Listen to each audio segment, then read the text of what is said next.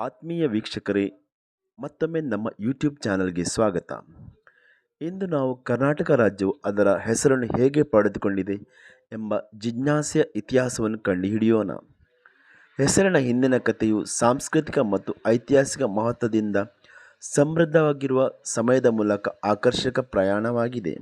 ಕರ್ನಾಟಕದ ಹೆಸರಿನ ಮೂಲವನ್ನು ಅರ್ಥ ಮಾಡಿಕೊಳ್ಳಲು ನಾವು ಹಿಂದಿನ ಕಾಲಕ್ಕೆ ಹೋಗೋಣ.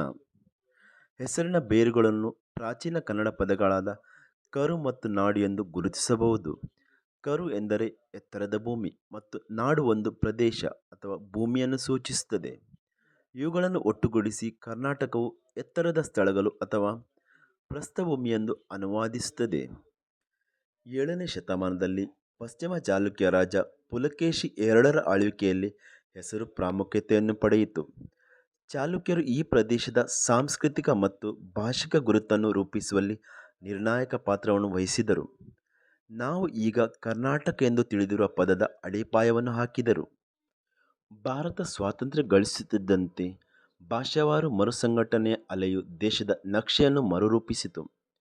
ನವೆಂಬರ್ 1, 1956ರಂದು ಮೈಸೂರು ರಾಜ್ಯವನ್ನು ಅಧಿಕೃತವಾಗಿ ಕರ್ನಾಟಕ ಎಂದು ಮರುನಾಮಕರಣ ಮಾಡಲಾಯಿತು. ಈ ಕ್ರಮವು ವಿವಿಧ ಕನ್ನಡ ಮಾತನಾಡುವ ಪ್ರದೇಶಗಳನ್ನು ಒಂದೇ ಆಡಳಿತ ಘಟಕದ ಅಡಿಯಲ್ಲಿ ಒಂದುಗೂಡಿಸುವ ಗುರಿಯನ್ನು ಹೊಂದಿತ್ತು. ಕರ್ನಾಟಕವು ಕೇವಲ ಹೆಸರಲ್ಲ, ಇದು ವೈವಿಧ್ಯಮಯ ಸಂಸ್ಕೃತಿಗಳು, ಸಂಪ್ರದಾಯಗಳ ಸಮ್ಮಿಳನವಾಗಿದೆ.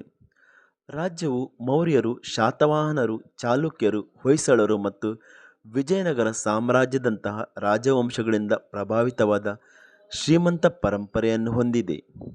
ಅದರ ಶ್ರೀಮಂತ ಸಂಸ್ಕೃತಿಯು ರೋಮಾಂಚಕ ಕಲೆ ಮತ್ತು ಸಾಹಿತ್ಯವನ್ನು ಒಳಗೊಂಡಿದೆ. ನೀವು ಈ ಮಾಹಿತಿಯನ್ನು ಇಷ್ಟಪಟ್ಟರೆ ದಯವಿಟ್ಟು ಲೈಕ್ ಬಟನ್ ಒತ್ತಿರಿ ಮತ್ತು ನಮ್ಮ ಚಾನಲನ್ನು ಸಬ್ಸ್ಕ್ರೈಬ್ ಮಾಡಲು ಮರೆಯಬೇಡಿ. ಮುಂದಿನ ಸಂಚಿಕೆಯಲ್ಲಿ ನಿಮ್ಮನ್ನು ಮತ್ತೆ ಭೇಟಿ ಮಾಡುತ್ತೇವೆ. ಅಲ್ಲಿಯವರೆಗೆ ಟೇಕ್ ಕೇರ್, ಬಾಯ್.